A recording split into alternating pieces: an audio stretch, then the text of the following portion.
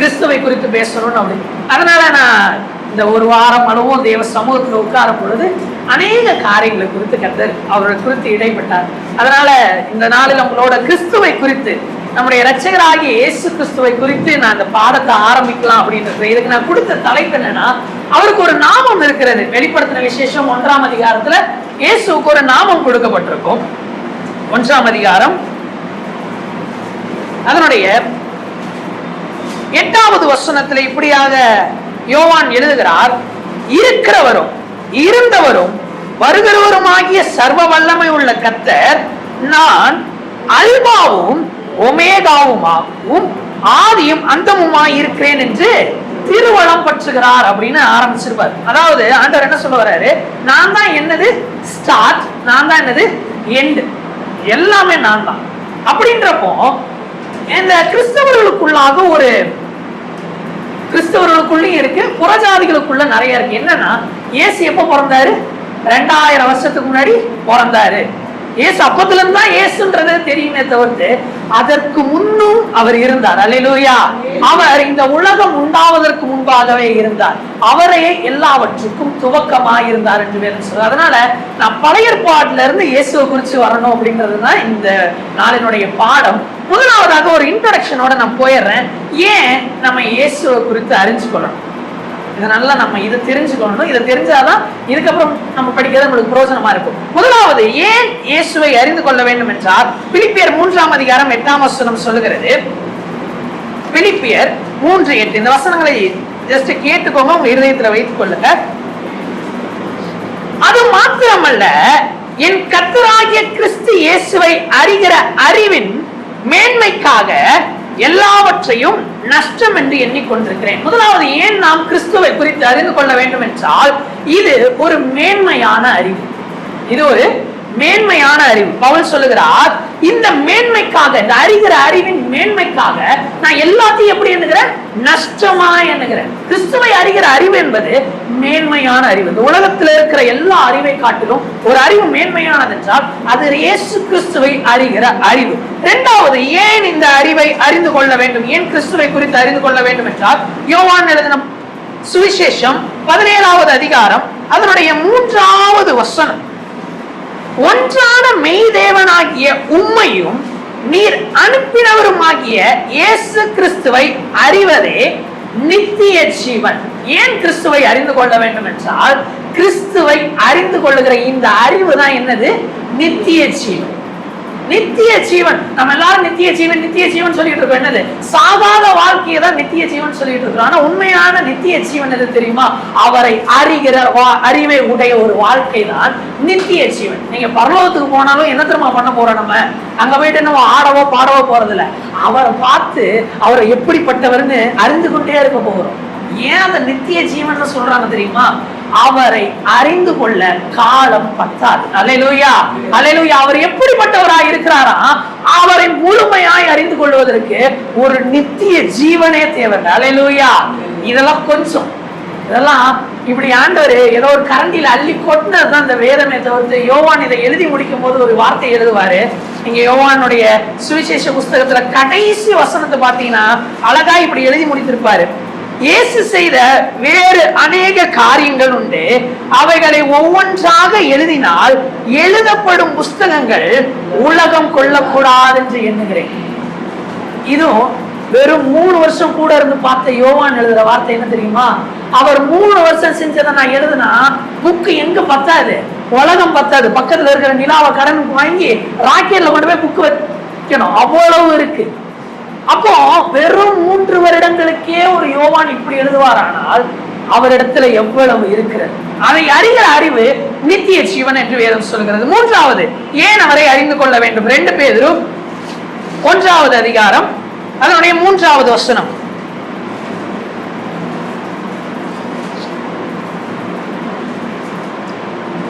2 பேதுரு 1வது அதிகாரம் அதனுடைய 2வது வசனம். தேவனையும் நம்முடைய கர்த்தராகிய இயேசுவையும் அறிகிற அறிவினால் உங்களுக்கு கிருபையும் சமாதானமும் பெருக கடவுள். ஏன் கிறிஸ்து இயேசுவை அறிந்து கொள்ள வேண்டும் என்றால் அவரை நாம் அறிந்து கொள்ள என்ன பெருகுமா? கிருபையும் சமாதானமும் நம்முடைய வாழ்க்கையில பெருகும். நம்ம அதிகமா எதிர்பார்க்கிறது என்னது? ஒரு நிம்மதியான வாழ்க்கை. வேற எதையுமே நம்ம எதிர்பார்க்க போறதில்லை. என்ன இருந்தாலும் கடைசியில நம்ம எங்க போய் நிற்போம்னா ஒரு நிம்மதியான ஒரு வாழ்க்கை இருந்தா போதும் அப்படின்னு தான் நம்ம கடைசி காலம் போய் நிற்போம். அது எப்போ கிடைக்கும் தெரியுமா? இயேசுவை அறிகிற அறிவை நம்ம அடையும் பொழுது நமக்கு கிருபையும் சமாதானமும் கிடைக்கும். ஏன் கிறிஸ்துவை அறிந்து கொள்ள வேண்டும்? அதனுடைய 3வது வசனம், தம்முடைய மகிமையினாலும் காருண்யத்தினாலும் நம்மை அழைத்தவரை அறிகிற அறிவினாலே ஜீவனுக்கும் தேவ பக்திக்கும் வேண்டிய யாவற்றையும் அவருடைய திவ்ய வல்லமையானது நமக்கு தந்தருளுகிறது.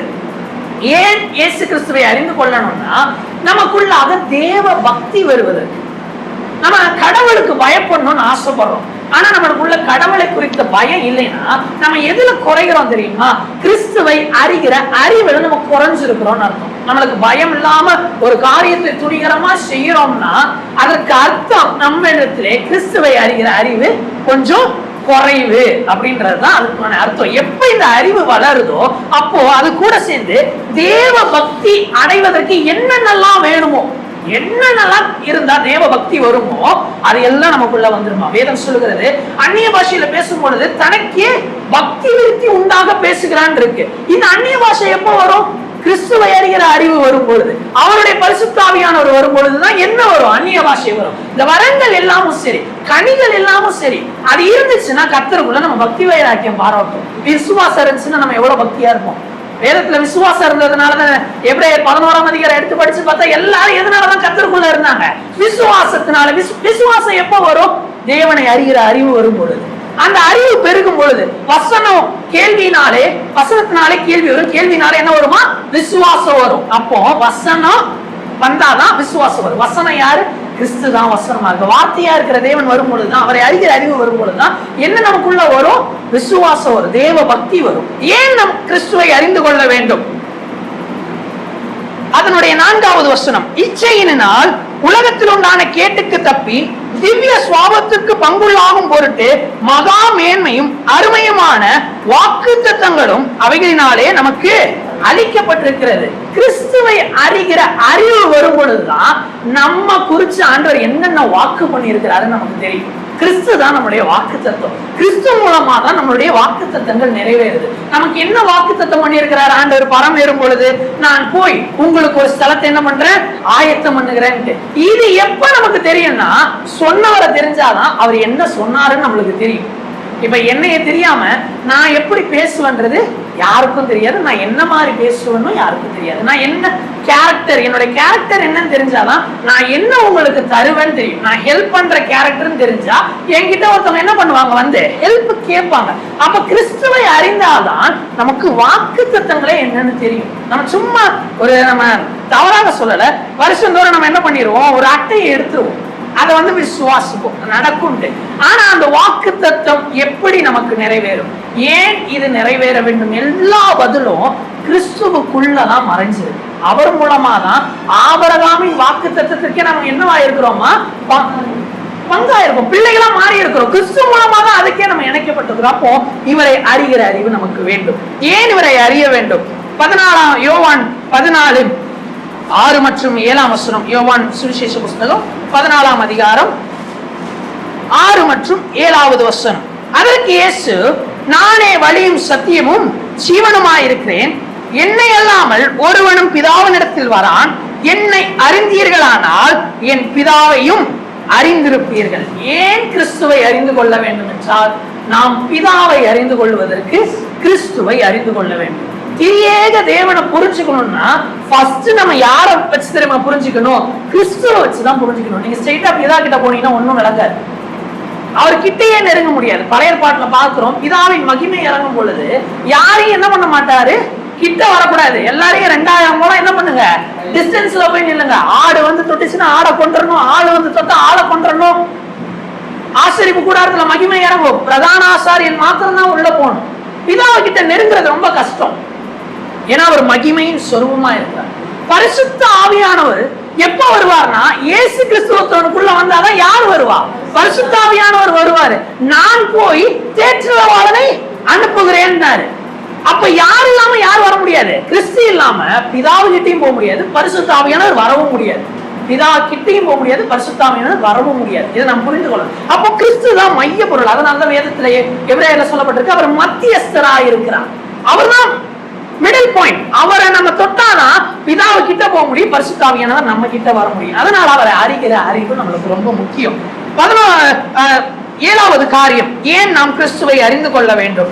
1 கொரிந்தியர் 3வது அதிகாரம் அதனுடைய 11வது வசனம். 1 கொரிந்தியர் 3வது அதிகாரம் அதனுடைய 11ஆம் வசனம்.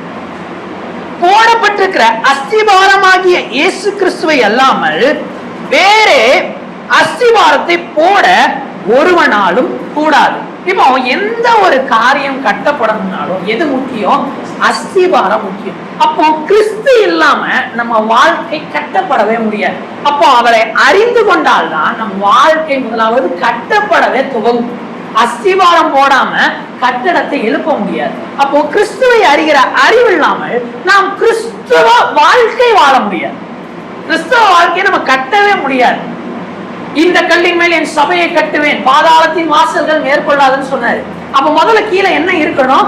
அஸ்திபாரம் இருந்தாதான் எதை கட்ட முடியும்? சபை கட்டவே படும். அஸ்திபாரம் ஆகிய கிறிஸ்துவையே நம்ம சரியாக தெரியலன்னா பாதி அஸ்திபாரம் போட்டு பாதி அஸ்திபாரம் போடாத வீடா மாறிடும். என்னைக்கா இருந்தாலும் ஒரு வெள்ளம் வந்துச்சுன்னா, மண் அரிச்சதுன்னா வீடு என்ன ஆயிரும்? இறங்கி. இந்த ஆத்தோரத்துல கட்டி இருக்கிற வீட்டெல்லாம் பார்த்திருப்பீங்க. ஒரு வெள்ளம் வரும்பொழுது என்ன ஆயிரும்? ஒரு பக்கமா சரிஞ்சிடும், இன்னொரு பக்கம் ஸ்ட்ராங்கா தான் இருக்கும். ஆனா அது காப்பாத்தாது. எல்லா பக்கமும் அந்த அஸ்திபாரம் ஸ்ட்ராங்கா இருந்தாதான் அது காப்பாற்றப்படும். அதே போலதான் கிறிஸ்துவ வாழ்க்கையில கிறிஸ்துவை அறிகிற அறிவே அஸ்திபாரம். அது இல்லாவிட்டால் நம்மால் கிறிஸ்துவ வாழ்க்கையை கட்ட முடியாது. இது எல்லாமே ஏன் கிறிஸ்துவை அறிந்து கொள்ளணும்ன்ற இன்ட்ரோடக்ஷன். 7 குறிப்புகள் நான் திரும்ப சொல்கிறேன். எழுதாம இருந்தீங்கன்னா ஒருவேளை எழுதி வைத்துக் கொள்ளுங்க. முதலாவது, ஏன் கிறிஸ்துவை அறிந்து கொள்ள வேண்டும்? இதுவே மேன்மையான அறிவு. பிலிப்பியர் 3ஆம் அதிகாரம் 8ஆம் வசனத்துல இருக்கிறது. 2வது, ஏன் கிறிஸ்துவை அறிந்து கொள்ள வேண்டும்?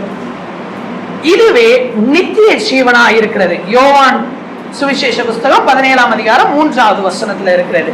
ஏன் கிறிஸ்துவை அறிந்து கொள்ள வேண்டும்? 3வது காரியம், இதுவே கிருபையும் சமாதானத்தையும் நமக்கு பெருக பண்ணுகிறது. 2 பேதுரு 1வது அதிகாரம் 2வது வசனம். 4வது காரியம், ஏன் கிறிஸ்துவை அறிந்து கொள்ள வேண்டும்? இதுவே தேவ பக்திக்கு வேண்டிய யாவற்றையும் நமக்கு தரக்கூடியது. 2 பேதுரு 1வது அதிகாரம் 3வது வசனம்.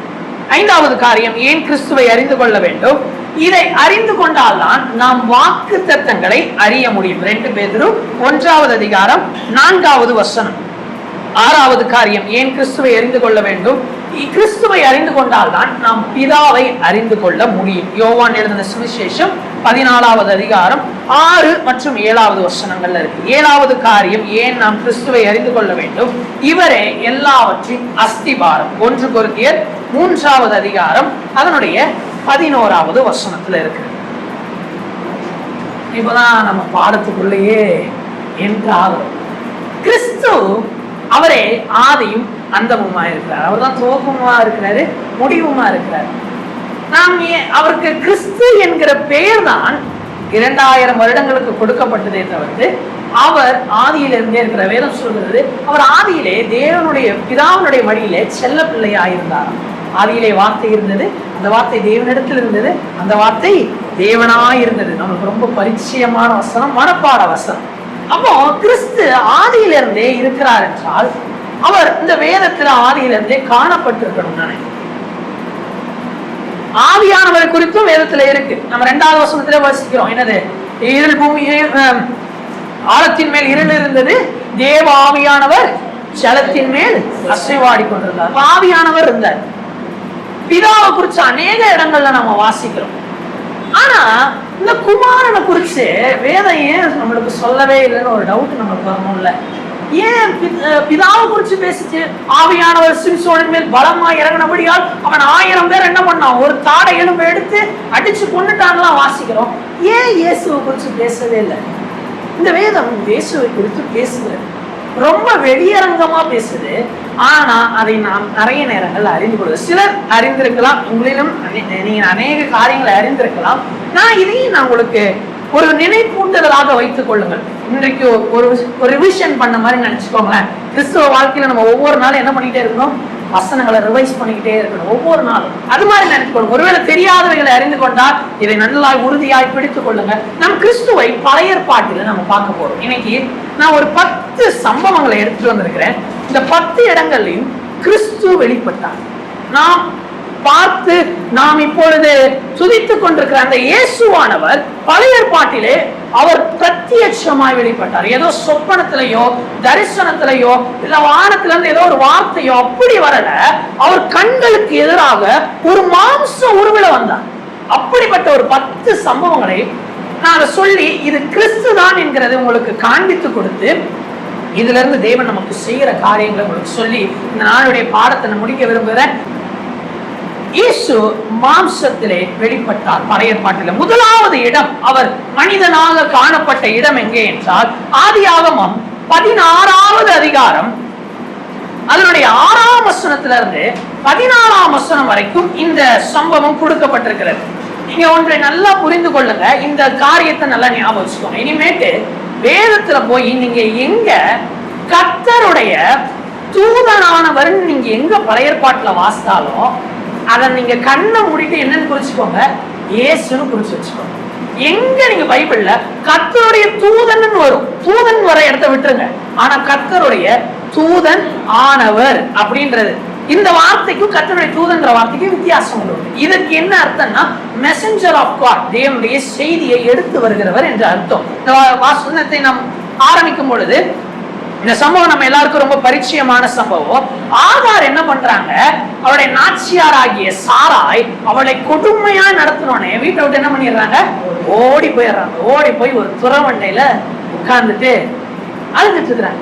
அவங்க செபிக்கல, அங்க போயிட்டு வேதத்தை தியானிக்கல, எதுவுமே பண்ணல. என்ன பண்ணிட்டு இருந்தாங்கன்னா அழுதுட்டு உட்கார்ந்து இருந்தாங்க. அப்போ வேதம் சொல்லுகிறது 7ஆம் வசனத்துல கர்த்தருடைய தூதனானவர் அவளை வனாந்திரத்திலே சூருக்கு போகிற வழி அருகே இருக்கிற நீரூற்றண்டையில் கண்டு அப்படின்னு இருக்கும். இப்போ ஒரு தூதனானவர் வராரு. அவர் எப்படி வராராம், ஏதோ திடீர்னு வானத்துல இருந்து தோன்றினது போல வேதம் சொல்லல. அவர் ஏதோ தேடிட்டு இருந்து அங்க வழியில பார்த்தோம் அப்படின்னு சொல்லுவோம்ல, அந்த மாதிரி வேதம் சொல்லுகிறது. இந்த தூதனானவர் சூருக்கு போகிற வழியில அவளை பார்த்தாராம். அப்போ இவ ஓடிட்டா. ஆபிரகாம் தேடல, சாராய் தேடல, ஆனா ஒருவர் தேடிக்கொண்டே இருந்தார் வனாந்திரத்துல. எங்க என் மக எங்கேயோ இங்கதான் அழுகிற சத்தம் கேட்குதுன்னு தேடிக்கிட்டே இருக்கும் பொழுது ஒரு வழி அருகே அவளை கண்டுபிடிக்கிறார். அல்லேலூயா, அல்லேலூயா. கண்டுபிடித்து அவளை பார்த்து சொல்லுகிறார், நீ என்ன பண்ணிட்டு இருக்கிற, இங்க அடிமை பெண்ணை என்ன பண்ணிட்டு இருக்கிற, நான் இந்த மாதிரி என்ன கொடுமையா நடத்தினாங்க, நான் ஓடி போறேன் அப்படின்னு. திரும்ப அங்க போ, திரும்ப போகணுமா, ஆமா போ அப்படின்னு. அப்பதான் அவர் தம்முடைய வாயை திறக்கிறார். அது வரைக்கும் அவ ஒரு தூதனா தான் பார்த்துட்டு இருந்தா. இப்பதான் அந்த கதையோட ஒரு டேர்னிங் பாயிண்டே வரும். இந்த தூதன் என்ன தெரியுமா பண்ணுவார், முதலாவது அவளை ஆசீர்வதிப்பார். கர்த்தருடைய தூதன் அதனுடைய 10வது வசனத்துல உன் சந்ததியை மிகவும் பெருக பண்ணுவேன், அது பெருகி எண்ணி முடியாததா இருக்கும் என்றார். பின்பு கர்த்தருடைய தூதனானவர் அவளை நோக்கி, நீ கர்ப்பவதியாய் இருக்கிறாய், ஒரு குமாரனை பெறுவாய், கர்த்தர் உன் அங்கலாய்ப்பை கேட்டபடியால் அவனுக்கு இஸ்மவேல் என்று பெயரிடுவாயாக. அவன் துஷ்ட மனிதனாய் இருப்பான், அவனுடைய கை எல்லாருக்கும் விரோதமாகவும் எல்லாருடைய கையும் அவனுக்கும் விரோதமாகவும் இருக்கும், தன் சகோதரர் எல்லாருக்கும் எதிராக குடியிருப்பான் என்றார். அப்பொழுது அவள் இப்பதான் கண்ணு திறக்குது. அவள் சொல்லுகிறா, என்னை காண்பவரை நானும் இவ்விடத்தில் கண்டேன் அல்லவா என்று சொல்லி தன்னோட பேசின கர்த்தருக்கு. நல்லா பாருங்க, முன்னாடி இது வரைக்கும் வயது என்ன சொல்லிட்டு இருந்துச்சு, கர்த்தருடைய தூதனானவர் தூதனானவன் சொல்லிட்டு இருந்தது. இங்க என்ன தூதனை கட் பண்ணிட்டு என்ன சொல்லுது, கர்த்தருக்கு. பைபிள்ல நீங்க பழைய ஏற்பாடுல படிச்சு பாத்தீங்கன்னா கர்த்தர் கர்த்தர்னு வரும், இன்னொரு வார்த்தையும் கூட வரும், தேவன் தேவன் தேவன் வரும். ஆனா நீங்க புதிய ஏற்பாடுக்கு போயிட்டீங்கன்னு வைங்களேன், பிதாவுக்கு தேவன் போட்டுருவாங்க, குமாரனுக்கு என்ன போட்டுருவாங்க, கர்த்தராகிய இயேசு கிறிஸ்து, கர்த்தராகிய கிறிஸ்து என்னும் ரட்சகர். கர்த்தர்ன்றதை தூக்கி யாருக்கு வச்சிருவாங்க, இயேசு வச்சிருவாங்க. அதனாலதான் இங்க சொல்லுவா, என்னை காண்பவரை நான் இங்கே கண்டேன் என்று சொல்லி, என்னை காண்கிற தேவன் என்று சொல்லி என்று பெயரிட்டால், ஆகையால் அந்த துறவுக்கு லகாய் ரோஹி என்று. வேதத்திலே முதல் இயேசு பிரத்யட்சமாய் ஒரு உருவத்தோடு வந்த ஒரு சம்பவம் இந்த ஆகாருடைய சம்பவம். இதுலயும் ஒரு ரகசியம் இருக்குங்க. என்ன தெரியுமா? கிறிஸ்து எடுத்தோனே ஆபிரகாம் கிட்ட போல, எடுத்தோடனே எங்க போல? ஆபிரகாம் வாக்குத்தத்த சந்ததி கிட்ட போல, ஒரு புறஜாதி கிட்ட வந்தார். அதே போலதான் நம்முடைய இரட்சகராகிய இயேசு கிறிஸ்து மரித்து அவர் யூதருக்கு ராஜாவாக போகல, நமக்கு ராஜாவாக வந்தார். அல்லேலூயா, அல்லேலூயா. இனி போவாரு, இனி இரண்டாம் வருகையில எங்கதான் போய் உட்கார போறாரு? அந்த எருசலேம்ல தான் போய் உட்கார போறாரு. ஃபர்ஸ்ட் பிரெஃபரன்ஸ் நமக்கு தான் கொடுத்தாரு. அல்லேலூயா. அதே போலதான் வேதம். இது ரகசியங்க. இது வெளிப்படுகிறதுக்கு நாளாச்சு. இத சொல்லி 4000 வருஷம் கழிச்சுதான் இயேசு வராரு. ஆனா இங்கேயே ரகசியத்தை காட்டாரு. நாம் புறஜாதிகளுக்கு தான் என்ன முதல்ல காண்பிப்பார். அல்லேலூயா, அல்லேலூயா. இதை அப்படியே இயேசு பண்ணுவார். இதை அப்படியே இயேசு பண்ணுவார். எங்க தெரியுமா? யோவான் சுவிசேஷத்துல 4ஆம் அதிகாரம் 4ஆம் வசனத்துல 32ஆம் வசனத்துல வரைக்கும் நீங்க ஒரு சம்பவத்தை குறித்து வாசிக்கலாம். ஒரு சமாரிய ஸ்திரியை குறித்து எழுதப்பட்டிருக்கும். அவன் என்ன பண்ணுவா? அவன் தண்ணி எடுப்பதற்காக ஒரு கிணற்றண்டைக்கு வருவான். இயேசுவுக்கு சமாரியாவுக்கு போகணும்னு எந்த அவசியமும் கிடையாது. ஏன்னா சமாரியா ஒதுக்கப்பட்ட ஜனம், ஒதுக்கப்பட்டவர்கள். ஆனா இயேசு போய் அந்த துறவண்டையிலே உட்கார்ந்து இருப்பார். எதுக்கு? ஒரு ஸ்திரீக்காக. அல்லேலூயா. ஒரு ஸ்திரீக்காக போய் உட்கார்ந்து இருப்பாரு. அந்த ஸ்திரீ வந்தோன்னு கேட்பாரு, கொஞ்சம் தண்ணி கூடாது. நாங்கெல்லாம் உங்களுக்கு தண்ணி கொடுக்க கூடாது. அப்படியா? உன் புருஷனை கூப்பிட்டுவா. எனக்கா பதில் சொல்றேன்? நான் உனக்கு கேள்வி கேட்கிறேன். எனக்கு கல்யாணம் ஆகலையே. உண்மையை சொல்ற பத்தியா? ரொம்ப நல்ல புள்ள நீ. உனக்கு 5 பேர் இருந்தாங்க, அவங்க எல்லாம் போயிட்டாங்க, இப்ப 6ஆவது இருக்கிறான். அவன் புருஷன் இல்லதான். நீ உண்மையெல்லாம் சொல். கண்கள் திறக்கப்பட்டுச்சு. என் மேசியாவை நான் கண்டேன் என்று சொல்லி அவள் ஓடுகிறார். அல்லேலூயா, அல்லேலூயா. கண்கள் திறக்கப்படுகிறது. அவர் சில வார்த்தைகளை பேசதான் கண்கள் திறக்கப்பட்டுச்சு. இந்த சம்பவத்திற்கு அப்படியே நிகரான ஒரு புதிய ஏற்பாட்டு சம்பவம் இந்த சமாரிய ஸ்திரீ. நீங்க நல்லா அப்படியே கம்பேர் பண்ணி பாத்தீங்கன்னா தெரியும். இவளுக்கும் புருஷன் கிடையாது, சரியான புருஷன் கிடையாது. சமாரிய ஸ்திரீக்கும் சரியான புருஷன் கிடையாது. ஆனா 2 பேருடைய கண்களையும் கர்த்தர் திறந்தார். 2 பேரும் கண்டு கொண்டார்கள். அல்லேலூயா. இவன் சொல்லுகிறா, என்னை காண்பவரை நான் இங்கே கண்டேன் என்று. அவள் சொல்லுகிறா, என் மேசியாவை நான் இங்கே கண்டேன் என்று. அல்லேலூயா, அல்லேலூயா. கிறிஸ்து புதிதானவர் அல்ல, அவர் ரொம்ப பழையவர். அல்லேலூயா. அவர் எல்லா காலத்திலும் இருக்கிறார். ஏன் இதை சொல்லுகிறேன்னா, இப்போ கிறிஸ்தவர்களுக்குள்ளாக ஒரு தேவையில்லாத ஒரு காரியத்தை பிசாசு நுழைக்கிறான். கடந்த நாட்கள்ல நான் அதை கவனிச்சதுனால சொல்றேன். ஒரு உலகத்தான் இப்படியாக எழுதியிருந்தான். இந்த பழைய ஏற்பாட்டுல தேவன் ரொம்ப கொடூரமா இருக்கிறாருல்ல, எதிர்த்தாலும் கண்ணுக்கு கல் பல்லுக்கு பல்லுன்னா. இத கிறிஸ்தவங்க இழுத்து மூடுறதுக்காக எழுதப்பட்ட ஒரு கதை தான். யாருடைய கதைன்னு சொல்றாங்க? இயேசுவோட கதை. ரொம்ப இறக்கமா காட்டிட்டோம்ல நம்ம புதிய ஏற்பாடுல. பழைய ஏற்பாடுல எப்படி காட்டிட்டு வரோம்? ஆண்டவரை கொடூரமா காட்டிட்டு வந்துட்டு புதிய ஏற்பாடுல ஒரு கட்டு போட்டு நம்ம எப்படி காட்டுறோம்? அவர் ரொம்ப இரக்கம் உள்ளவர், மனசாந்தம் உள்ளவர், நீடிய. அவர் ஆதியிலிருந்து அப்படியே தாங்க இருக்கிறார். அல்லேலூயா. இப்ப அந்த ஒரு கள்ள தீர்க்கதரிசனம் உள்ள வந்துட்டு இருக்கு, கள்ள போதனை வந்துட்டு இருக்கு. என்னன்னா, இது பொய். ஏன் தெரியுமா? இந்த ஆண்டவரை நல்லவரா காட்டுறதுக்காக ஒரு கதாபாத்திரத்தை உருவாக்குனது தான் யாரு? இயேசு. இல்லங்க, அவர் ஆதியிலிருந்து அதே அன்போடு இருக்கிறார். அவர் வெறும் தம்முடைய வாக்குத்தத்த பிள்ளைகளுக்கு அன்பு செலுத்துகிறவர் அல்ல, அவர் எல்லாருக்கும் அன்பு செலுத்துகிறவராக இருந்தார். அதற்கு ஒரு உதாரணம் தான் இந்த ஆகாருடைய வாழ்க்கை. 2வது இடத்துல இயேசுவாகவே மாம்சமாகவே வெளிப்பட்ட இடம் எதுவென்றால், ஆதியாகமம் 18வது அதிகாரம் அதனுடைய 1வது வசனத்திலிருந்து அந்த அதிகாரம் முழுக்க இயேசு இருப்பார். அந்த அதிகாரம் முழுக்க கர்த்தர் இருப்பார். வேதம் சொல்லுகிறது, ஆபிரகாம் என்ன பண்ணிட்டு இருந்தாரா? ஒரு மரத்துக்கு கீழே போய், நல்லா வீட்டு வாசல்ல இருக்கிற ஒரு மரத்துக்கு கீழே போய் உட்கார்ந்து நல்லா காத்து வாங்கிட்டு இருந்தார். அப்போ ஒரு 3 புருஷர்கள், நல்லா வேதம் சொல்லுகிறது தூதர்கள்னு சொல்லல, புருஷர்கள், அதாவது ஒரு ஆண் மக்கள், ஒரு நல்ல ஒரு வயது உள்ள ஆண்கள் 3 பேர் என்ன பண்ணுகிறாங்களா? அந்த வழியாய் போனாங்களாம். உடனே ஆபிரகாம் என்ன பண்றாரு? எழுந்து ஓடி போய், எங்க வீட்டுக்கு வந்து என்ன பண்ணுங்க, ஒரு வாய் சாப்பிட்டுட்டு காலை கழுவிட்டு போங்க. சரி, அப்படியே செய்யறோம் அப்படின்னு வந்து நல்ல ஆகாரம் எல்லாம் கொடுத்துருவாங்க. அது வரைக்கும் புருஷராக பார்க்கப்பட்டவர்கள் திடீரென்று 13வது வசனத்துல வாசித்தோம் என்றால், அப்பொழுது கர்த்தர் ஆபிரகாமை நோக்கி, என்னங்க புருஷரா போயிட்டு இருந்தவங்க எப்படி திடீர்னு 3 பேர் இருந்தாங்க. கரெக்ட் தானே? முதல் வசனத்திலே சொல்லி இருக்கிறோம், சமபூமியில அவனுக்கு தரிசனமானார். 2வது வசனத்துல 3 புருஷர். அப்ப மற்ற 2 பேர் யாரு? அடுத்த அதிகாரம் பதில் சொல்லுகிறது. 1வது வசனம், அந்த 2 தூதரும் சாயங்கால வேளையிலே. அப்போ 2 பேர் யாரு? தூதர். அந்த இன்னொருத்தவர் தான் இங்க காட்டுது வேதம் 13வது வசனத்துல, அப்பொழுது கர்த்தர் ஆபிரகாமை நோக்கி. எங்கேயோ உட்கார்ந்துட்டு இருக்கிறான். அவனுக்கு அடிக்கடி கர்த்தர் பேசுவாரு. ஆனா வானத்திலிருந்து பேசுறது பத்தாது, என் பிள்ளைக்கு நான் மாம்சத்திலேயே போவன் வந்தார். அல்லேலூயா. வாக்குத்தத்தம் பண்ணப்பட்டவர்களுக்காகவும் அவர் வந்தார். முதலாவது அவர் புறஜாதிகளுக்கு வந்தார். 2வது அவர் இஸ்ரவேல் ராஜ்யத்திற்கான அந்த ஆதி பிதாவினிடத்துல வருகிறார். எதுக்கு வருகிறார்? 99 வயசாயிடுச்சு. கொஞ்ச நெஞ்சம் கிடையாது. 99 வயசாகுது. சாராளுக்கு 89 வயதாகுது. வாக்குத்தத்தத்தை கொடுத்துட்டாரு, வார்த்தையெல்லாம் கொடுத்துட்டாரு. ஆனா இன்னும் அது நடக்கவே இல்லை. இதுக்கு முந்தின அதிகாரத்துலதான் பேர் மாற்றலாம் நடக்கும். நீ ஆபிரகாம் எனப்படாமல் ஆபிரகாம் எனப்படுவாய், சாரா எனப்படாமல் சாராள் எனப்படுவார். எல்லாம் சொல்லிட்டு போயிட்டாரு. இவர் போய் மரத்துக்கடியில என்னைக்கு நடக்குமோ, எப்போ நடக்குமோ, ஏது நடக்குமோ தெரியாது. ஆனா நடக்கணுமே அப்படிங்கிற ஒரு ஏக்கம் உள்ள இருக்கு.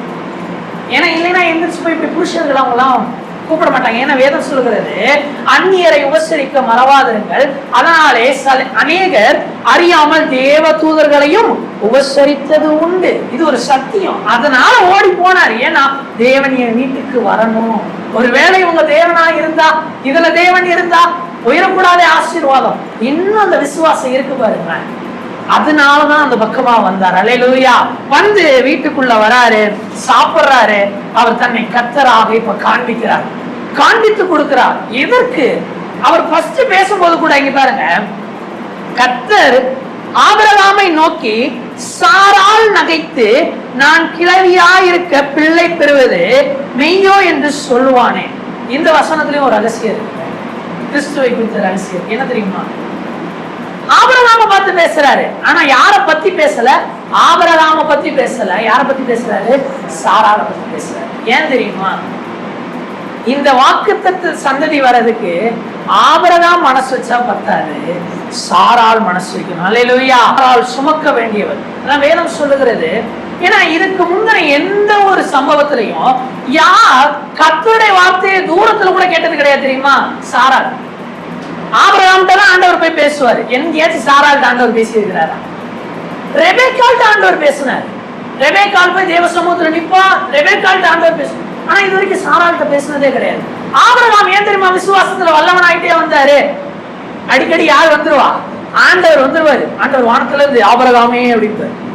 ஆண்டவர் இதோ இருக்கிறேன், விசுவாசம் குறைஞ்சிருச்சா, இந்த கொஞ்சம் கூட்டிக்கும், வாக்குத்தத்தத்தை வச்சுக்கோ, கூட்டி கூட்டி விட்டுருவாரு. ஆனா ஒரு அம்மா கூடயே வாழுது. ஆண்டவர் ஒரு வார்த்தை பேசல. ஆனா முக்கிய பங்கு யாருக்கு? சாராளுக்கு. 10 மாசம் சுமக்கணும், 89 வயசு.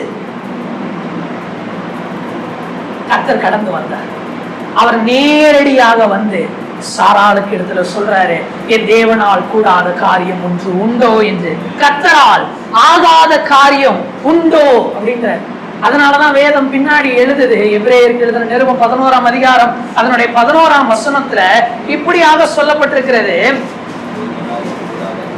எபிரேயர் 11ஆம் அதிகாரம் அதனுடைய 11வது வசனம், விசுவாசத்தினாலே சாராளோ வாக்குத்தத்தம் பண்ணினவர் உண்மை உள்ளவர் என்று எண்ணி கர்ப்பம் தரிக்க பலன் அடைந்து வயது சென்றவளாயிருந்தும் பிள்ளை பெற்றார்.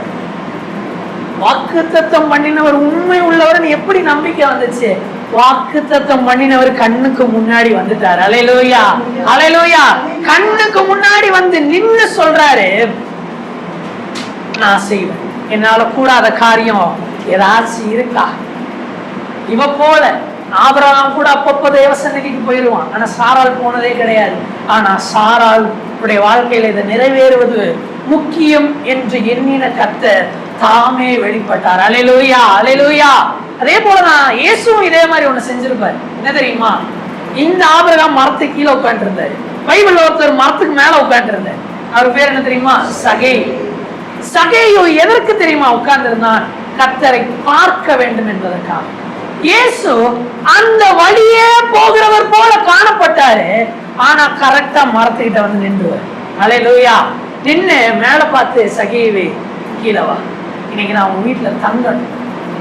அது வரைக்கும் அவனுக்கு இயேசுவ தெரியும், இயேசுவ நம்புனா, இயேசுவ விசுவாசித்தா, எல்லாம் இருந்துச்சு. ஆனா அவனுடைய கிரியையில எதுவுமே இல்லைங்க, வெறும் விசுவாசம் மட்டும் இருந்துச்சு. எப்பொழுது இயேசு அவனை மரத்தின் மேலே கண்டு அழைத்து தன் வீட்டுக்கு அழைத்து சென்றாரோ, அப்போ அவன் நம்பினா, இவர் இருக்கிறாருப்பா, எனக்கு அது போதும், என் ஆஸ்தியை முழுவதுமாய், நான் எல்லாத்தையும் பாதியே நான் வித்தாகி என்ன பண்றேன், 2 தனையா 3 தனையா எல்லாருக்கும் நான் என்ன பண்றேன், கொடுத்து தீர்க்கிறேன். இது எப்படி நடந்துச்சு? அந்த கிறிஸ்து இவனுக்காக வந்தபடினாலே. அல்லேலூயா. சாராள் எப்படி கர்ப்பம் தரிக்க பலன் அடைந்தார்? அந்த கிறிஸ்து அவளை வந்து சந்தித்தபடினாலே. நம்முடைய வாழ்க்கையிலையும் அநேக நேரத்துல அவர் வாக்குத்தத்தம் பண்ணி நம்ம சோர்ந்து போகிறோமா? ஒரு நிச்சயம் வச்சுக்கொள்ளுங்க, அவர் வாக்கு பண்ணி இருப்பார் என்றால், அவர் வாக்கு தந்திருப்பார் என்றால், நிச்சயம் அவர் ஒரு நாள் கடந்து வருவார், ஒரு நாள் அவர் வந்து நிறைவேற்றுவார். வேதம் சொல்கிறது, அவர் சாராளின் மேல் கடாட்சமானார். அப்படி என்றால் அவர் சாராளை சந்தித்தார் என்று வேதம் சொல்லுகிறது. அவர் சந்திப்பார் என்றால் வாக்குத்தத்தம் பண்ணப்பட்டது நிறைவேறும். அல்லேலூயா. என்னுடைய வாழ்க்கையில கிறிஸ்து இருப்பார் என்றால் அவர் நிச்சயம் ஒரு நாள் நம்மை சந்திப்பார். ஒரு நாளும் நம்மளை சந்திக்காம போகிறவர் அல்ல. வேதம் சொல்லுகிறது, நோவாவையும் அவன் பேழையில இருந்தவர்களையும் கர்த்தர் நினைவு கூர்ந்தார் என்று. 40 நாள் கழிச்சு நினைவு கூர்றாரு. 40 நாள் மழை பெய்யுது, படகு உடையுமா, என்ன ஆகும், அலைகள் ஆடிக்கிட்டு, ஏன்னா காற்று அடித்தது என்று வேதம் சொல்லுகிறது. பலத்த காற்று அடித்ததாம். இது மாதிரி ஒண்ணு நடந்துகிட்டு இருக்குது கடல் மேல. எல்லாரும் உள்ள, இன்னைக்கு இருப்போமா, நாளைக்கு போயிருவோமா, 40 நாள் ஆகுது. கர்த்தர் வாக்கு பண்ணினார் என்றால் ஒரு நாள் நினைத்தரளவும் அவர் உண்மை உள்ளவராய் இருக்கிறார். அல்லேலூயா, அல்லேலூயா. அவர் ஆபிரகாமையும் சாராரையும் நினைவு கூர்ந்தார். 72 வயதுல தந்த வாக்குத்தத்தத்தை 99 வயதுலயும் அவர் நினைவு கூறுகிறதற்கு உண்மை உள்ளவராக இருந்தார். இன்னொரு ரகசியத்தையும் சொல்லி தருகிறேன். அழைக்கும் பொழுது ஆபிரகாமுக்கு 75 வயது என்று வேதம் சொல்லுகிறது. 25 வருஷம் காத்திருந்தார். 100 வயசுல பிள்ளை வந்துருச்சு. அந்த வாக்குத்தத்தத்தை பார்க்கிறதுக்கு எவ்வளவு வருஷம் தெரியுமா ஆபிரகாமுக்கு தந்தாரு? அவர் அழைக்கும் பொழுது என்ன வயசுல இருந்தானோ அந்த வருஷத்தை அவனுக்கு மறுபடியும் கூட்டி தந்தார். வேதம் சொல்கிறது, ஆபிரகாம் 175 வயதிலே மரணம் அடைந்தான். அவன் 75 வயசு உயிரோட இருந்தான். 75 வயதுல அழைக்கப்பட்டவன் வாக்குத்தத்தத்தை பெற்று 75 வருஷம் உயிரோடு இருந்தான். எது வரைக்கும் தெரியுமா பார்த்தான்? யாக்கோபு அவனுடைய 15 வயதை அடையும் மட்டும் அவன் ஆபிரகாமுக்கு முன்பாக இருந்தான். அவன் ஈசாக்கை பார்த்து ஈசாக்கினுடைய 2 பிள்ளைகளும் பார்த்தவனாய் மறைத்தான். அல்லேலூயா, மரித்தான். அவர் உண்மை உள்ளவர். ஏன் இந்த கிறிஸ்து ஆதியிலிருந்தே இருக்கிறார் தெரியுமா? அவர் எப்படிப்பட்டவர் என்பதை காண்பிப்பதற்காக. ஏதோ திடீர்னு இயேசு முளைச்சு வரலங்க, அவர் ஆதியிலிருந்தே காத்து கொண்டிருந்தார். ஆதியிலிருந்தே தம்மை காண்பித்துக் கொண்டிருந்தார். முற்பிதாக்கள் ஆகிய ஆபிரகாமுக்கு அவர் வெளிப்பட்டார். அடுத்து யாருக்கு அவர் வெளிப்பட்டார்? எங்கே அவர் வெளிப்பட்டார் என்று வாசிப்போம். ஆதியாகமம் 22வது அதிகாரம் அதனுடைய 10ஆம் வசனத்திலிருந்து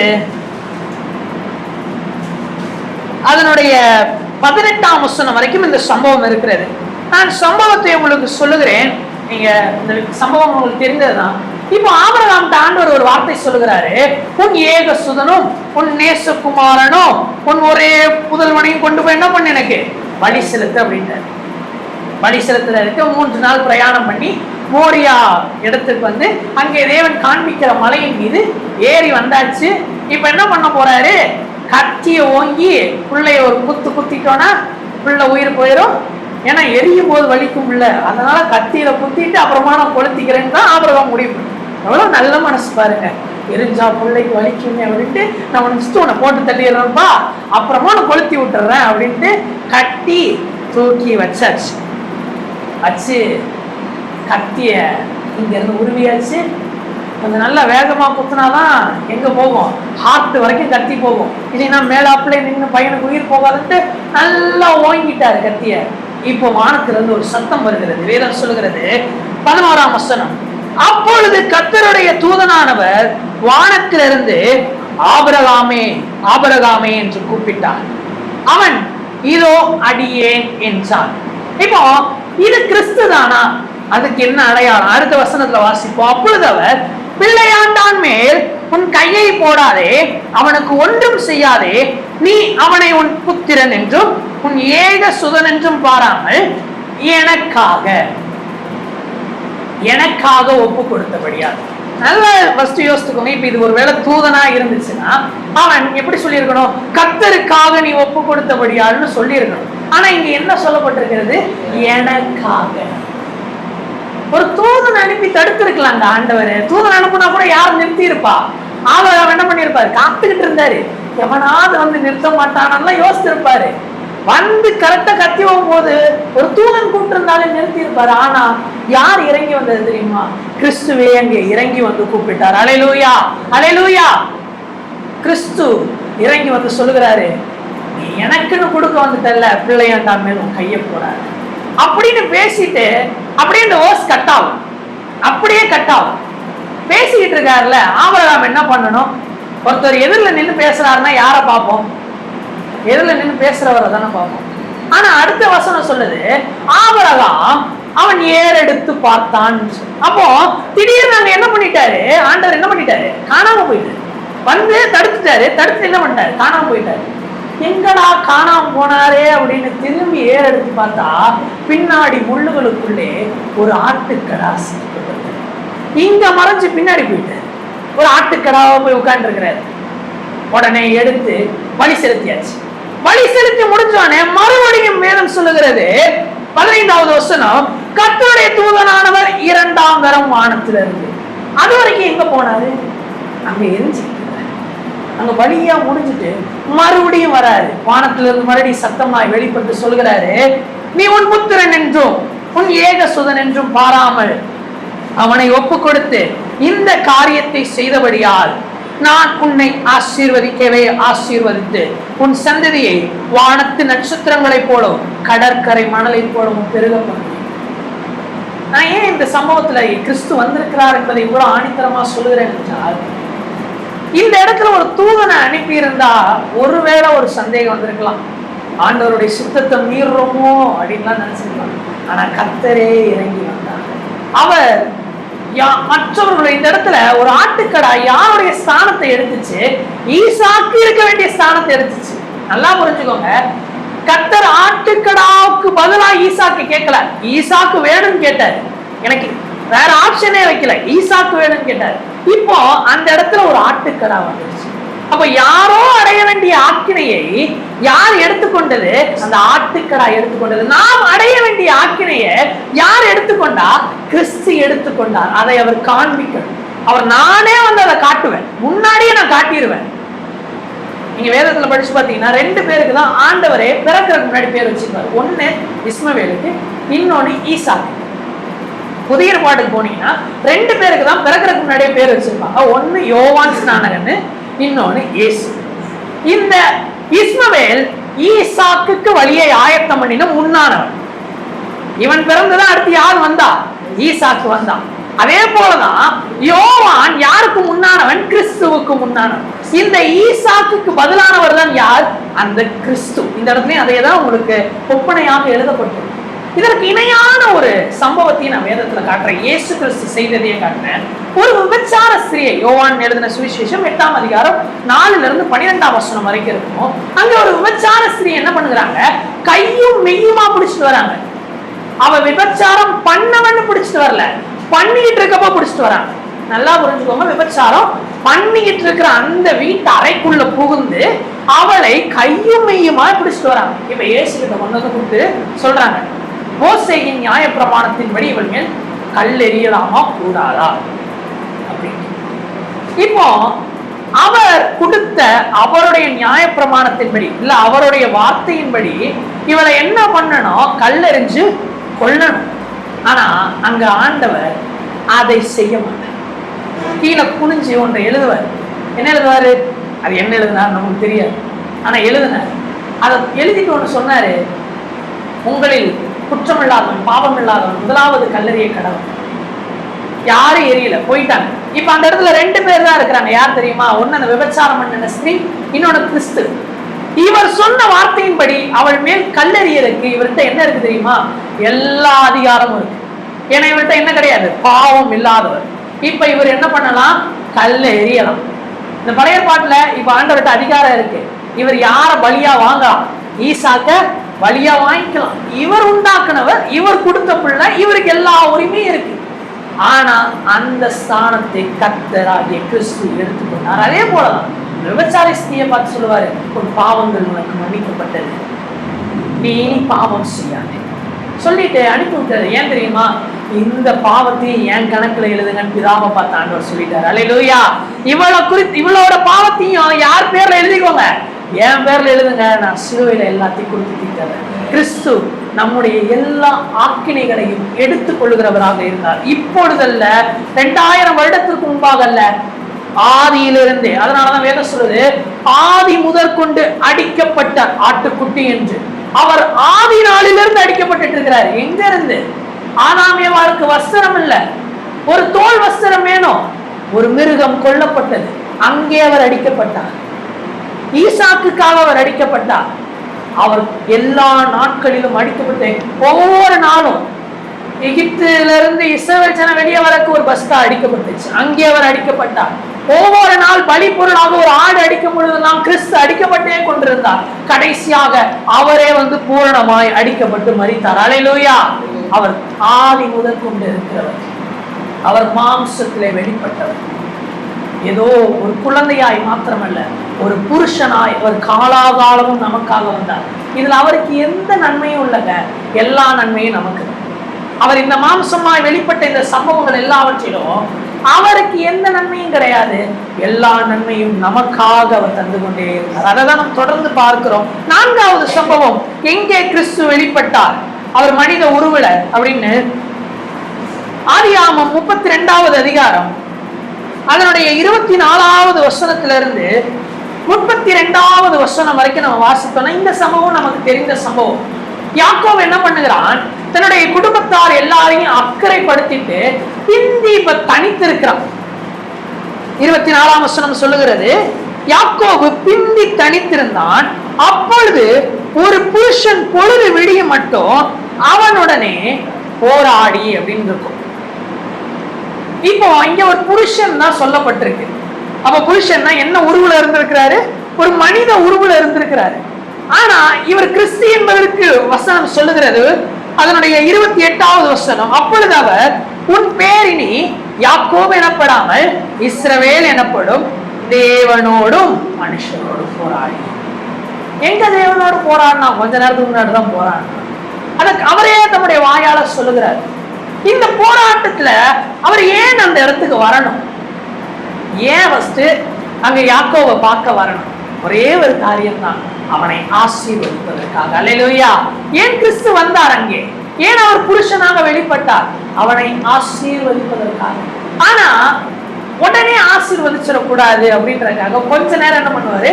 ஒரு சின்ன ஃபைட்டு போட்டார். ஆனா நீங்க இதுலயும் ஒரு ரகசியத்தை தெரிந்து கொள்ளணும். இதுல எப்படி அவர் ஒரு தகப்பனை போல இருந்தார் என்பதற்காக நான் சொல்லுகிறேன். அவருக்கு இருக்கிற வல்லமைக்கு அவருடைய சுவாச காற்று கடலை 2ஆய் பிளந்தது என்று வேதம் சொல்லுகிறது. அவர் மூச்சு விட்டாலே இவன் அப்படியே தூசு தூசா அப்படியே விழுந்துடணும். அப்படிப்பட்ட ஒரு வல்லமை உடையவர் அவனோடு ராம் முழுவதும் போராடினார். ஏன் சொல்றேன்னா, கடைசி அவர் ஒண்ணு பண்ணிருப்பாரு, சும்மா காலை இப்படி தொட்டு விடுவாரு. நம்மால இப்படி ஆயிட்டாரு, இப்படி நடந்து வராரு. லேயால் பார்த்து கேட்டிருப்பா, என்னாச்சு? தொட்டாரு. யாரு? அவரு. தொட்டதுக்கேவா? அவர் போய் சொல்லியிருப்பாரு, நான் ராம் முழுவதும் போராடினேன். அப்ப தொட்டதுனால நீங்க, அவர் என்னன்னு தெரியல, ராம் முழுவதும் நல்லாதான் சண்டை போச்சு, ஈக்குவலாதான் கொடுத்துக்கிட்டு இருந்த மாதிரி இருந்துச்சு, காலைல இப்படிதான் தொட்டாரு, முடிஞ்சிருச்சு. அவர் தன்னுடைய வல்லமை குறைத்துக் கொண்டார். இது கிறிஸ்துவுக்கு அடையாளம். எப்படி? கிறிஸ்து அவர் பிதாவுக்கு சமமாய் இருப்பதை கொள்ளையாடின பொருளா எண்ணாமல் தம்மை தாமே தாழ்த்தி தம்மை வெறுமையாக்கி அடிமையின் ரூபம் எடுத்து மனுஷ சாயல். எதற்கு? நம்மை ஆசீர்வதிப்பதற்காக. யாக்கோபை ஆசீர்வதிப்பதற்காக தம்முடைய எல்லா வல்லமையும் குறுக்கி கொண்ட தேவன் புதிய பாட்டிலே நம்மை ஆசீர்வதிக்க தம்முடைய எல்லா வல்லமையும் குறைத்துக் கொண்டார். சிலுவையில் இருக்கும்போது சொல்லுவாங்க, உன்னை நீயே விடுவித்துக் கொள். அவர் மட்டும் மிகாவேலே அப்படின்னு ஒரு வார்த்தை கூப்பிட்டு மலையை சுத்தி நின்னவெல்லாம் தலையில்லாம இருந்திருப்பான். அவர் சொல்லுகிறார், நான் என் பிதாவிடத்தில் கேட்டுக்கொண்ட 6000 லேகியோனுக்கு அதிகமான தூதர்களை அவர் தரமாட்டார். ஒரு லேகியோனாலே 6000 விசுவாசிங்க. அப்ப அவர் கூப்பிட்டாருன்னா எவ்வளவு வருவாங்க? ஒரு தூதன் வேதத்துல சொல்லப்பட்டிருக்கிறது, அசிரியாவின் பாளையத்துக்குள்ள போய் 1,85,000 பேரை சங்கரித்து போட்டான். ஒரு ஆள், ஒரே ஒரு ஆள். அது மிகாவேல் கூட இல்லை. மிகாவேல் தான் போர் அதற்கான தலைவனா இருக்கிறார். அவனை கூப்பிடல, சும்மா ஒரு ஏஞ்சலை தான் அனுப்புனாரு. அவனே 1,85,000 பேரை வெட்டுவான்னா அவர் கொஞ்சம் தம்முடைய வல்லமை காண்பித்திருந்தால், அதான் பிடிக்க வரப்போ நீங்கள் தேடுகிற கிறிஸ்து நான் தான் சொன்னதுக்கே ஒரு வாட்டி ஒத்துன்னு எல்லாம் உழுந்து தெரியுமா? வேதத்தில் நீங்க படிச்சீங்கன்னா பின்னிட்டு விழுந்தார்கள். ஏசுன்னு சொன்னதுக்கே அவனுக்கு விழுகிறாங்க. அவரு ஏதாவது ஒரு தூதனை கூப்பிட்டு விட்டு இருந்தாரு, முடிஞ்சிருக்கு. ஆனா அவர் தம்மை சகல விதத்திலும் தாழ்த்தினார். எதற்கு? நம்மை ஆசீர்வதிப்பதற்காக, நம்மை எல்லாவற்றிலும் ஆசீர்வதிப்பதற்காக. இந்த போராட்டத்தை ஏன் தெரியுமா ஆண்டவர் கொடுக்கிறாரு? விசுவாசத்துல நம்மளை பூரணப்படுத்துவதற்காக, வேற எந்த ஒரு காரியத்துக்காக. ஏன் அவர் கொஞ்ச நேரம் போராட விடுறாருன்னா, கொஞ்சம் விசுவாசத்துல வளரட்டுமே. இதே இணையான ஒரு சம்பவம் புதிய பாட்டுல இருக்கிறது. மத்திய எழுதின சுவிசேஷ புஸ்தகம் 22ஆம் வசனத்துல இருந்து 28வது வசனம் வரைக்கும். அங்கே அவர் கானானிய ஸ்திரியை குறித்து வேதம் சொல்லியிருக்கு. இயேசு அவர் பிரயாணமாய் போகும் பொழுது ஒரு கானானிய ஸ்திரீ வருகிறார். என் பிள்ளைக்கு உடல் சரியில்லை, அவளுக்கு நீங்க சுகம் தரணும் அப்படின்னு கேட்பான். அப்ப சொல்லுவார் ஆண்டவரே, பிள்ளைகளுடைய அப்பத்தை எடுத்து நாய்க்குட்டிகளுக்கு ஓடக்கூடாது. போயிருக்கலாம். அவன் யாரா அந்த மனுஷன் கேட்டா இப்படி நாயெல்லாம் அசிங்கப்படுத்துறாரு அப்படின்னு. அவன் திரும்பவும் கேட்கிறா, ஆண்டவரே அப்பத்தை போட வேண்டாம், பிள்ளைகள் சாப்பிடும் போது கொஞ்சம் கொஞ்சம் சிந்துமே துணிக்கைகள், அந்த துணிக்கைகளை கொஞ்சம் தாங்க. அப்பதான் ஆண்டவர் சொல்லுவாரு, ஒரு விசுவாசம் பெரியது. ஏன் தெரியுமா ஆண்டவர் கொஞ்சம் அவளை போராட விட்டாரு? சீஷர்கள்லாம் பார்க்கணும், நான் சும்மா ஒண்ணு அவளை ஆசீர்வதிக்கலப்பா. நீங்கெல்லாம் இந்த வார்த்தையை கேட்டாலே என்ன பண்ணிடுவீங்க? ஆண்டவர் எங்களை பார்த்து என்ன வார்த்தை சொல்லிட்டீங்க? நம்மளாம் வாழ்க்கையில சொல்றதுல நிறைய பேரை பார்த்து என்னை பார்த்து நீ என்ன வார்த்தை சொல்லிட்ட அப்படின்ட்டு ஒரு வார்த்தை சொன்னா போதும், நம்மளாம் மூஞ்ச திருப்பிப்போம். அவளை பார்த்து ஆண்டவர் சொல்லுகிறாரு, நீலாம் நாய், உனக்குலாம் நான் தர மாட்டேன் அப்படின்றாரு. அவளுடைய இருதயம் எவ்வளவு வடித்திருக்கும். ஆனாலும் அவள் திரும்பவும் கேட்கிறான், துணிக்கைகளாகி. ஆண்டவர் துணிக்கையை தந்திருப்பாருன்னு நினைக்கிறீங்க? உன் வீடு 50 நிறைஞ்சிருக்குன்னு ஏதாச்சும் ஆசீர்வதிச்சிருப்பாரு, நம்மளுக்கு தெரியாது. ஏன்னா அநேக காரியங்கள் குறித்து வேதத்துல எழுதப்படலன்னு சொல்லுது. அன்னைக்கு என்ன பேசினாருன்னு தெரியாது. ஆனா நிச்சயமா அந்த நாள் முழுக்க இயேசு அதை நினைச்சு சந்தோஷப்பட்டுக்கிட்டே இருப்பாரு. அல்லேலூயா. இந்த யாக்கோபு போராடினதை ஏன் தெரியுமா தேவன் வேதத்துல எழுதியிருக்கிறாரு? அவருக்கு அதுல ஒரு சந்தோஷம். ஒரு தகப்பனுடைய இருதயம் எப்படி தெரியுமா இருக்கும்? பிள்ளை தன்னை அடிக்குதுன்னா அப்படியே கீழே விழுவாரு, குத்துனோடனே அப்படின்பாரு, வலிக்குதா நிஜமாவா? இங்க பாருங்க, இந்த யாக்கோபு போராடுகிறான், ஆண்டவர் சந்தோஷமா பாக்குறாரு. பொழுது விடியும் போதுதான் போனாராம். ராத்திரி ஃபுல்லா என் புள்ள தனியா இருப்பான், அவன் கூட போய் நான் கொஞ்ச நேரம் ரெஸ்லிங் மேட்ச் போட்டுட்டு வரேன்ட்டு வந்து கொஞ்ச நேரம் சண்டையை போட்டுட்டு சூரியன் உதிக்கும் பொழுது ஆசீர்வதித்துட்டு கடந்து போனார். அல்லேலூயா. நம்முடைய கிறிஸ்துவனுடைய குணம் அதுங்க. நம்மோட நிறைய நேரத்துல அவர் போராடிட்டு இருக்கிறார். ஏன் தெரியுமா? நம்ம நல்லா இருக்கணும்ன்றதுக்கா. நம்ம பாவம் பண்ணும் போது நம்ம இருதயம் ஏன் தெரியுமா நம்மளுக்கு அடிக்குது? நம்ம நல்லா இருக்கணும்ன்றதுக்கா. தாவீது சவுலுடைய சால்வையை வெட்டும் பொழுது அவன் இருதயம் அடித்துக் கொண்டதான். ஏன்? தாவீது இந்த குற்றத்தோட அவன் வாழ்க்கையை வாழ்ந்துடக்கூடாது, அதுக்காக அவன் இருதயத்துல ஆண்டவர் போராடிட்டே இருந்தார். நம்மோடு இன்றும் அவர் போராடி கொண்டே இருக்கிறார். ஏன்? நாம் அந்த நித்தியத்தை அடையும்படியாக. அல்லேலூயா. நாம் அந்த நித்தியத்தை சுதந்திரித்துக் கொள்ளும்படியாக நம்மோடு அவர் போராடி கொண்டிருக்கிறார். இன்னும் ஒரே ஒரு சம்பவத்தை பார்த்து விட்டு நாம் ஜெபித்து முடிக்க போகிறோம். 5வது சம்பவம், எங்கே கிறிஸ்து மனிதனாக வெளிப்பட்டார். யாத்திராகமம் 3வது அதிகாரம் அதனுடைய 1 14 வசனம் வரைக்கும் வாசித்தோம் என்றால் அதுல இந்த சம்பவம் இருக்கும். முட்செடியிலே தேவன் தோன்றினது. நம்ம படத்துல எப்படி பார்த்திருப்போம்? முட்செடி எரியறதை மட்டும்தானே பார்த்தோம். ஆனா வேதம் என்ன சொல்லுதுன்னு நல்லா வாசிப்போம். 2வது வசனம், அங்கே கர்த்தருடைய தூதனானவர் முட்செடியின் நடுவிலிருந்து உண்டான அக்கினி சுவாலையிலே நின்று அப்படின்னு இருக்கும். நிக்கிறாருன்னா அவருக்கு என்ன இருந்திருக்குன்னு அர்த்தம்? கால் இருந்துச்சுன்னு அர்த்தம். கால் இருந்தா என்னவும் இருந்திருக்கும், உடம்பும் இருந்திருக்கும், தலையும் இருந்திருக்கும். நம்மளுக்கு இந்த இதை யாருமே பிக்சரைஸ் பண்ணி காட்டல. இன்னைக்கு நீங்க தெரிஞ்சு கொள்ளுங்க, முட்செடியில வெறும் முட்செடி எரியலங்க, முட்செடி நடுவில் அவர் நின்று கொண்டிருந்தார். ஒரு மனித உருவல நம்முடைய தேவனாகிய கர்த்தர் அவர் நின்று கொண்டே இருந்தாராம். இப்போ இந்த இடத்துல இருக்கிறது நம்ம தேவன் தான், கிறிஸ்து தான் அப்படின்றது எப்படி அறிஞ்சு கொள்ளலாம்னா 2ஆம் வசனத்துல கர்த்தருடைய தூதனானவர்னு இருக்கும். அப்படியே 4ஆம் வசனத்தை பார்த்தீங்கன்னா அவன் பார்க்கும்படி கிட்ட வருகிறதை கர்த்தர் கண்டாருன்னு இருக்கும். இப்ப கர்த்தர்னு மாறிடும். அதே வசனம் தொடர்ந்து வாசித்தீங்கன்னா முட்செடியின் நடுவுல இருந்து தேவன் அப்படின்னு வரும். முதல்ல தூதனானவர்னு ஆரம்பிக்கும், அடுத்து கர்த்தர்னு வரும், அடுத்து தேவன்னு மாறிடும். இதுல திரியேக தேவனுடைய அந்த தன்மையை காண்பிக்கிறாங்க. இதை நாம் தொடர்ந்து மற்ற நாட்கள்ல விலாவரியா பார்ப்போம். அதனுடைய 5ஆம் வசனத்துல எழுதப்பட்டிருக்கும், இங்கே கிட்டி சேராயாக உன் கால்களில் இருக்கிற பாதரட்சணையை கழட்டி போடு, நீ நிற்கிற இடம் பரிசுத்த பூமி. இங்க பரிசுத்த ஆவியானவருக்கான அடையாளமும் இருக்கும்.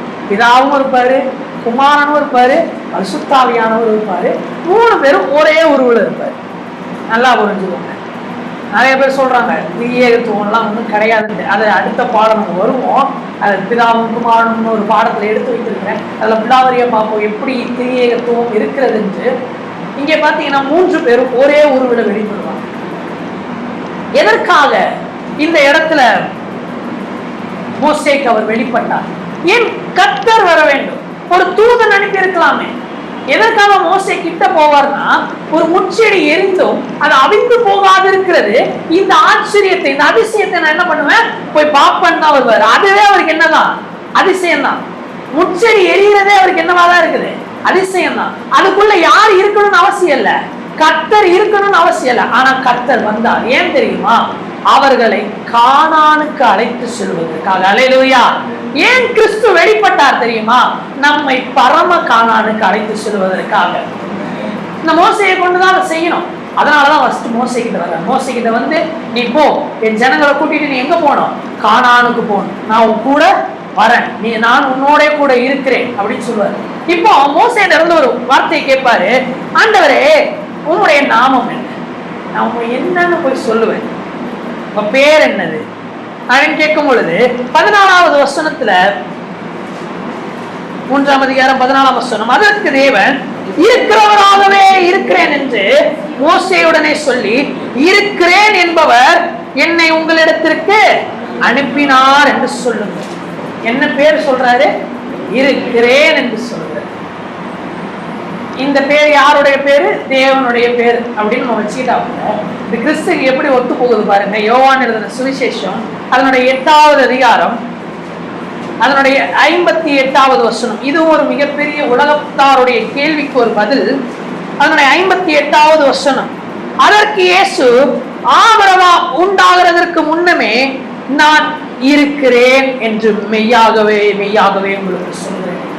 உலகத்தார் சொல்றாங்க, நிறைய பேர் வேதத்தை வைத்து தர்க்கம் பண்ணுகிறவங்க என்ன சொல்றாங்கன்னா, இயேசு தான் வாயை திறந்து என்னன்னு சொல்லல, நான் தேவன் சொல்லல அப்படின்றாங்க. இங்க என்ன சொல்றாரு தெரியுமா? நான் இருக்கிறேன். இதுக்கு உடனே கீழே படிச்சு பாத்தீங்கன்னா, அப்பொழுது அவர் மேல் எரியும்படி கல்லுகளை எடுத்துக்கொண்டார்கள். ஏன் இருக்கிறேன்னு சொன்னா, நான் இங்க வெயிட் பண்ணிட்டு இருக்கிறேன்னு சொன்னா யாராச்சும் கல் எடுத்து அடிப்பாங்களா? இல்லையே. ஏன் இருக்கிறேன்னு சொன்னோடனே கல் எடுத்து அடிக்கிறாங்கன்னா, அது தேவனுடைய நாமம். அந்த நாமத்துலதான் ஃபர்ஸ்ட் யாருக்கு வெளிப்பட்டார்னா, இஸ்ரவேல் ஜனங்களுக்கு தேவன் வெளிப்பட்டார். அந்த நாமத்தை இயேசு சொன்னதுனாலதான் அவர் மேல என்னத்தை எரிய எடுத்தாங்க? கல்லை எடுத்தாங்க. இயேசு தம் வாயால் நான் தான் தேவன் என்று சொன்னார். அந்த இங்கே புதிய ஏற்பாட்டிலே இருக்கிறேன் என்று சொன்னவர் தான் இங்கே மோசேயோடும் நான் இருக்கிறேன் என்பவர் என்னை அனுப்பினார் என்று அவர்களிடத்துல சொல்லு. கானானுக்கு நேராக நம்மை நடத்தும்படியாக தேவன் வந்தார். இங்க மோசே நிறைய சொல்லுவார், நான் வேணாம், நான் வந்து திக்குன வாய் உள்ளவன், நான் மந்தனா உள்ளவன், நான் சரிப்பட்டு வர மாட்டேன், நான் இப்படி அப்படின்னு நிறைய வைத்தேன். இதே போலதான் புதிய பாடலையும் ஒருத்தர் இருப்பார். அவருடைய பேர் பேரு. இயேசு கடல் அருகே போகும் பொழுது ஒரு படகுவை பார்த்து அந்த படகிலே ஏறி அதை கொஞ்சம் அப்புறம் கொண்டு போய் உட்கார்ந்து அதுல பிரசவம் பண்ணினார் என்று வேதம் சொல்லும். அந்த படகு பேதுருவனுடையதா இருந்ததுன்னு சொல்லும். அதுக்கப்புறம் ஆண்டவர் சொல்லுவாரு, ஆழத்துல கொண்டு போய் என்ன பண்ணு, வலைய போடு. வலைய பிடிச்சோனே பேதுரு வந்து சொல்லுவார், நான் பாவியாகிய மனுஷன், என்னை விட்டு போய் விடுவோம். ஆனா நீங்க வேதத்துல படிச்சு பார்த்தீங்கன்னா தெரியும், இந்த பேதுரு தான் இஸ்ரவேலுக்கும் சரி புறஜாதிகளுக்கும் சரி முதலாவது சுவிசேஷத்தை அறிவிக்க கர்த்தர் தேர்ந்தெடுத்த பாத்திரம். முதலாவது அப்போஸ்தலனுடைய இந்த மேல் வீட்டறையின் அபிஷேகத்துல எல்லாரும் அபிஷேகத்துல நிறைவாங்க. ஆனா வேதம் சொல்லு, பேதுரு 11 எழுந்து நின்று பிரசங்கம் பண்ணுவாங்க. அடுத்து முதல் புறஜாதிகள் இடத்துல யார் வீட்டுக்கு பிரசவம் போகும்னா கொர்நேலியு வீட்டுக்கு போகும். அந்த கொர்நேலியு வீட்டுக்கும் பேதுருவை தான் கர்த்தர் அனுப்புவார். புறஜாதிகளுக்கு சுவிசேஷம் அறிவிக்க பவுலை தான் ஆண்டவர் குறிச்சிருந்தாரு. ஆனா முதல்ல யார் அனுப்புவார் தெரியுமா? பேதுருவை தான். பழைய ஏற்பாட்டிலையும் இந்த இஸ்ரவேல் ஜனங்கள் கானானுக்குள்ள போறது யோசுவாவை வச்சுதான். ஆனா நடத்திட்டு போற முதல் வேலை யாரோடது? மோசேயோட. இது கிறிஸ்துவனுடைய வழி. இப்படிதான் கிறிஸ்து செயல்படுவார். நம்முடைய வாழ்க்கையில நிறைய காரியங்கள்ல நம்மை முதலாவது தேவன் கொண்டு வருகிறார் என்றால், நாம் பாவின்னு சொல்லி நம்ம கொண்டு வருகிறார் என்றால், சில காரியங்களை ஆரம்பிக்கிறதுக்கு நம்மளதான் குறித்திருக்கிறார் அர்த்தம். ஒருவேளை நீங்க குடும்பத்துல முதல் ரட்சிக்கப்பட்டவங்களா இருக்கலாம். இது கிறிஸ்துவனுடைய வழி. அவர் ஒரு குடும்பத்தை முழுசா ரட்சிக்க வல்லமை உள்ளவர். ஆனா ஆண்டவர் எப்படி தெரியுமா கிரியை செய்வாரு? ஒரு ஆளை தொடுவார். அந்த ஒரு ஆளை வச்சு இன்னொரு ஆளை தொடுவார். ஒரு ஆளை வச்சு இன்னொரு ஆளை தொடுவார். ஒரு வீட்டுல ஒரு ஆளை ரட்சிப்பார், அவங்கள வச்சு முழு குடும்பத்தையும் ரட்சிப்பார். அதனாலதான் வேதவசனமே இப்ப சொல்லுவாசி, அப்பொழுது நீயும் உன் வீட்டார் ஒரு ஆள் போதும். நோவா பரிசுத்தமா இருந்தாரு. யாரெல்லாம் வந்துட்டா? அவனுடைய மனைவி வந்துட்டாங்க, 3 மகன்கள் வந்துட்டாங்க, 3 மகன்களுடைய மனைவிகளும் வந்துட்டாங்க. ஒரு நீதிமானினார். யோபு நீதிமானா இருந்தால் அவன் மனைவி ஆசீர்வதிக்கப்பட்டால், அவனுடைய பிள்ளைகள் ஆசீர்வதிக்கப்பட்டால். பிசாசு கேட்கறதுக்கு முன்னாடி வேதம் சொல்லுகிறது, கர்த்தர் அவன் குடும்பத்தை வேலி அடைத்து பாதுகாத்தார். அவனுக்கு பிற்பாடு உண்டான ஆசீர்வாதத்திலும் அவனுடைய குமார்த்திகள் 3 குமார்த்திகளுடைய பேர் எழுதப்பட்டிருக்கும். எமிமால் இதெல்லாம் எழுதப்பட்டிருக்கும். அவர்களை போல சௌந்தரியம் உள்ளவர்கள் யாரும் இல்லை. யாருடைய நீதியை பார்த்து? ஒருவனுடைய நீதியை பார்த்து. இயேசுக்கு இது ரொம்ப பிடிக்கும். ஒரு ஆளை சூஸ் பண்ணி அந்த ஒரு ஆளை வச்சு இன்னொரு ஆளை தொடருது. தேவன் நினைச்சா, நீங்க யோசிச்சு பாருங்களா, அவருடைய வல்லமைக்கு அப்படியே வானத்துல பிரத்யட்சமா தோன்றி நான் தான் கிறிஸ்துன்னு சொல்லி உலகத்தையே ரசித்து போயிடலாங்க. ஆனா அவர் அப்படி செய்யல. ஒருவனை தேர்ந்தெடுப்பார், ஒருவனை கொண்டு ஒரு கூட்டத்தை சந்திப்பார். அதனாலதான் வேதம் சொல்கிறது, அவரிடத்தில் ஆவி பரிபூரணமா இருந்ததே, பின்ன ஏன் அவர் ஒருவனை உண்டாக்கினார்? பரிசுத்தமுள்ள சந்ததியை பெற்றெடுக்கத்தானே. தேவனுடைய ஒரு விதங்க.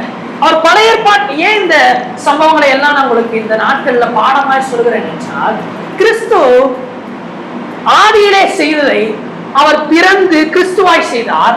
அதேதான் நமக்கும் செய்ய உண்மை உள்ளவராய் இருக்கிறார். அல்லேலூயா.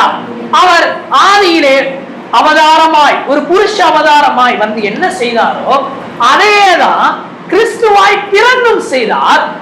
இப்பொழுது நமக்குள் கிறிஸ்துவாய் வாழ்ந்தும் செய்கிறார். அல்லேலூயா. இதெல்லாம் அப்ப மட்டும்தான் நடக்கும் கிடையாது, இப்பவும் நடக்க கர்த்தர் உண்மை உள்ளவராய் இருக்கிறார். தொடர்ந்து இந்த பாடங்களை படிப்போம். வீட்டுல போய் இந்த வேத பகுதிகளை இந்த கண்ணோட்டத்துல தியானம் பண்ணி பார்த்துருப்போம். இனி இந்த சத்தியங்கள்ல வாசிங்க. கர்த்தர் உங்களுக்கு புதிய புதிய காரியங்களை சொல்லி தருவார். இதை காட்டிலும் மேலான வெளிப்பாடுகளை கர்த்தர் தந்து உங்களை ஆசீர்வதிப்பார்.